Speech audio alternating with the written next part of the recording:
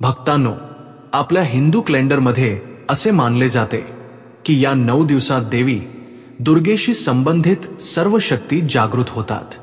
म्हणून या दिवसात पूर्ण विधींनी देवी दुर्गेची पूजा केल्याने तुमच्या सर्व इच्छा पूर्ण होतात. भक्तांनो, 5 महिलांनी कधीही नवरात्र व्रत पाळू नये. अशा महिलांवर देवी माता कधीही प्रसन्न होत नाही आणि घरात नेहमीच गरिबी असते, ज्याचा परिणाम संपूर्ण कुटुंबावर होतो. म्हणून जर तुम्ही चुकूनही नवरात्र उपवास केला तर तुमचा उपवास मोडेल आणि तुम्हाला गंभीर पाप लागेल. तुम्ही या 7 महिलांपैकी एक आहात का ते शोधा. भक्तांनो, या वर्षीची नवरात्र पूर्ण 9 दिवस साजरी केली जाईल. एकही दिवस कमी किंवा एकही दिवस जास्त होणार नाही. देवी भगवतीची विशेष पूजा केली जाईल. या वर्षी शारदीय नवरात्राचा भव्य उत्सव सोमवार 22 सप्टेंबर 2025 रोजी सुरू होईल आणि 2 ऑक्टोबर 2025 रोजी विजयादशमीने संपेल. अशा परिस्थितीत शारदीय नवरात्रात देवी दुर्गेचा आशीर्वाद मिळविण्यासाठी कलश प्रतिष्ठापनेचा शुभ मुहूर्त असतो.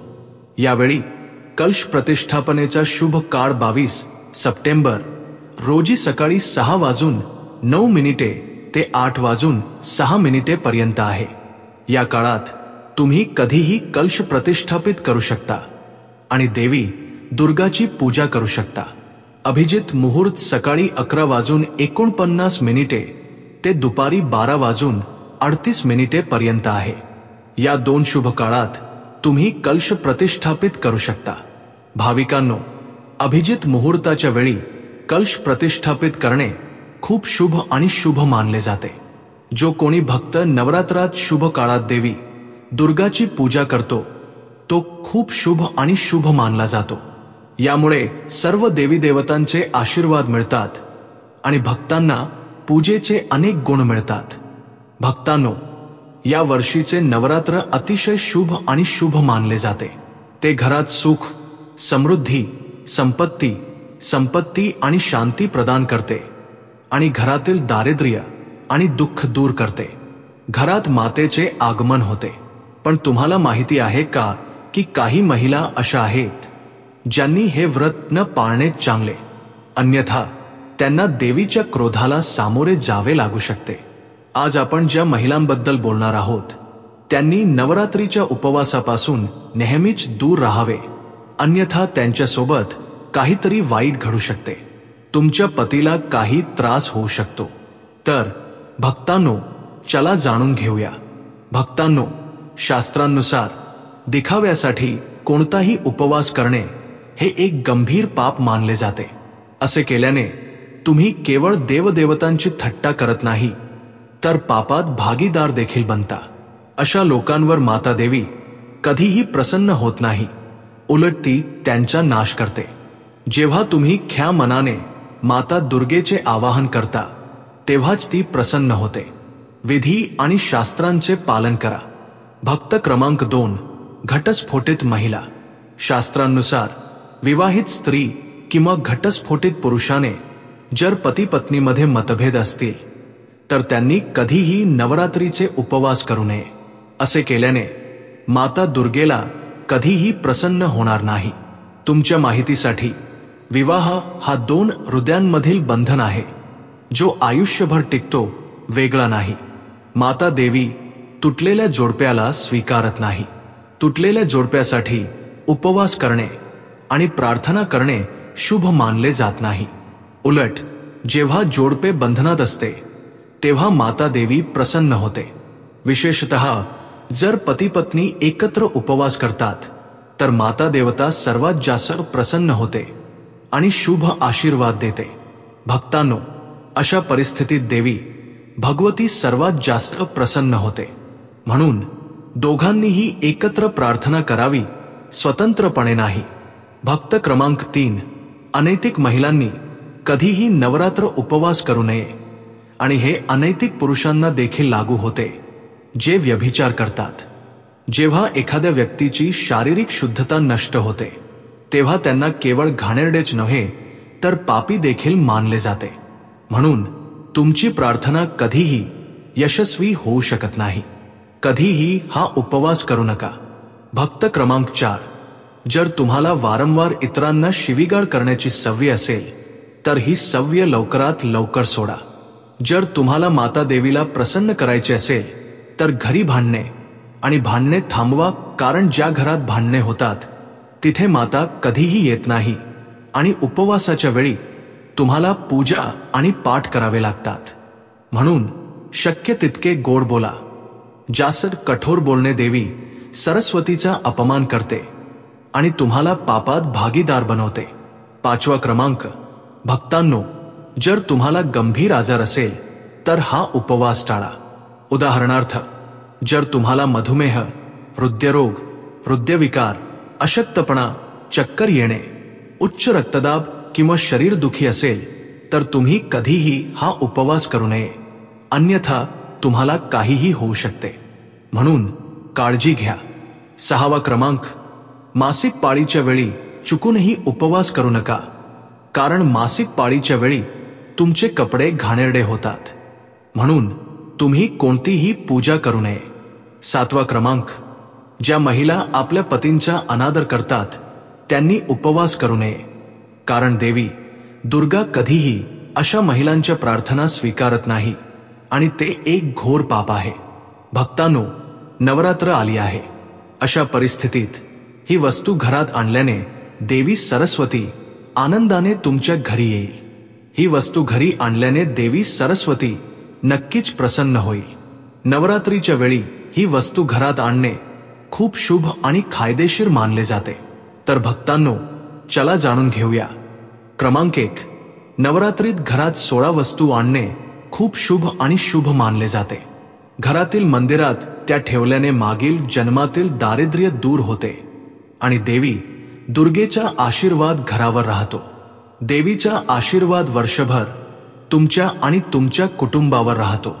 शास्त्रांमध्ये असे म्हटले आहे की नवरात्रीत घरातील मंदिरात 16 वस्तू ठेवणे खूप शुभ आणि शुभ मानले जाते. नवरात्रीच्या व्रतासाठी तुम्ही ज्या ठिकाणी देवीचे आसन स्थापित करत आहात त्या ठिकाणी 16 वस्तू ठेवा. असे केल्याने देवी दुर्गेचा आशीर्वाद घरात राहतो. क्रमांक 2. मित्रांनो, सोने, चांदी किंवा तांब्याची नाणी नक्की ठेवा. शास्त्रानुसार सोने, चांदी किंवा तांब्यापासून बनवलेले कोणतेही धातू घराच्या मंदिरात ठेवणे, विशेषतः नवरात्रीच्या 9 दिवसांसाठी खूप शुभ आणि शुभ मानले जाते. नवरात्रीत घरात सोने, चांदी किंवा तांबे आणल्याने त्याचे फायदे अनेक पटीने वाढतात. म्हणून देवीसोबत सोने, चांदी किंवा तांब्याची नाणी ठेवा. यामुळे देवीला आनंद होतो. नवरात्रीच्या काळात भक्तांनी घरी शंख आणि गंगाजल आणावे. धार्मिक शास्त्रांनुसार ज्या घरात शंख नसतो त्या घरात देवता राहत नाहीत असे मानले जाते. सनातन धर्मात शंखाचे खूप महत्त्व आहे. नियमितपणे शंख वाजवल्याने अनेक पटींनी सकारात्मक ऊर्जा मिळते आणि नकारात्मक ऊर्जा दूर होते. धनाची देवी लक्ष्मी खूप प्रसन्न होते. धार्मिक शास्त्रांनुसार ज्या घरात गंगाजल नसते त्या घरात अपवित्र मानले जाते. गंगाजल मंदिरात ठेवावे. जर तुम्ही गंगाजल घरी आणू शकत नसाल तर जवळच्या पवित्र स्थळावरून किंवा तीर्थक्षेत्रातून पाणी आणून ते तुमच्या घरात ठेवा. भक्तांनो, देवी सरस्वतीचे आवडते मोरपंख घरी आणून ते घराच्या मंदिरात ठेवण्याचे अनेक फायदे आहेत. विशेषतः नवरात्रीच्या काळात मंदिरात मोरपंख ठेवा. असे केल्याने देवी दुर्गा प्रसन्न होते. भक्तांनो, आता नवरात्रीच्या काळात माता राणीला कोणत्या वस्तू अर्पण करता येतील यावर चर्चा करूया. भक्तांनो, चुकूनही माता राणीला या वस्तू कधीही अर्पण करू नका, अन्यथा तुमचे संपूर्ण आयुष्य उद्ध्वस्त होईल. तुम्हाला आयुष्यभर अश्रूंशिवाय काहीही मिळणार नाही. भक्तांनो, पहिला क्रमांक नारळ. हिंदू धर्मात नारळ हे सुख, समृद्धी, संपत्ती, श्रद्धा आणि आदराचे प्रतीक मानले जाते. नारळाला श्रीफळ असेही म्हणतात. प्रत्येक शुभ प्रसंगी नारळाला विशेष महत्त्व आहे. आपल्या सर्वांना माहिती आहे की अनेक माता राणी मंदिरांमध्ये नारळ अर्पण केले जातात आणि आपण सर्वजण माता राणीच्या पूजेमध्ये नारळ वापरतो। कलशाची स्थापना विशेषतः नारळासोबत केली जाते। माता राणीच्या पूजेमध्ये नारळ वापरताना आपण अनेकदा काही चुका करतो। भक्तांनो, अनेक प्रकारचे नारळ असतात, काही कोरडे असतात आणि त्यात पाणी असते। नेहमी पाण्याने भरलेले नारळ आणि पाण्याने भरलेले नारळ अर्पण करा। कलशाची स्थापना संपूर्ण नारळाने करावी। नारळ फुटू नये किंवा तुटू नये, कारण संपूर्ण नारळ पूर्णता आणि पवित्रतेचे प्रतीक आहे। फक्त एक संपूर्ण नारळ आनंद आणि समृद्धीचे प्रतीक आहे। फक्त एक संपूर्ण नारळाला श्रीफळ म्हणजेच देवी लक्ष्मीचे फळ म्हणतात।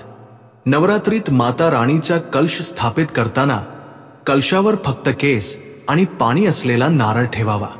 तसेच हे लक्षात ठेवले पाहिजे की नारळ दिव्य कलशाखाली ठेवावा। घटस्थापना म्हणजेच कलश प्रतिष्ठापना करताना नारळ कधीही उभा ठेवू नये। नारळ नेहमी कलशावर झोपून ठेवावा। तसेच नारळाची स्थापना करण्यापूर्वी तो लाल कापडात गुंडाळा आणि नंतर कलशावर ठेवा। शास्त्रानुसार जेव्हा नारळ योग्य पद्धतीने कलशावर ठेवला जातो आणि योग्य प्रकारचा नारळ ठेवला जातो तेव्हा तरच उपवास आणि पूजा पूर्ण फायदे देतात। हे देखील लक्षात ठेवावे की महिला माता राणीला नारळ अर्पण करू शकतात, परंतु त्यांनी कधीही तिच्या समोर ते खोडू नये, कारण नारळ हे बियाण्यासारखे असतात।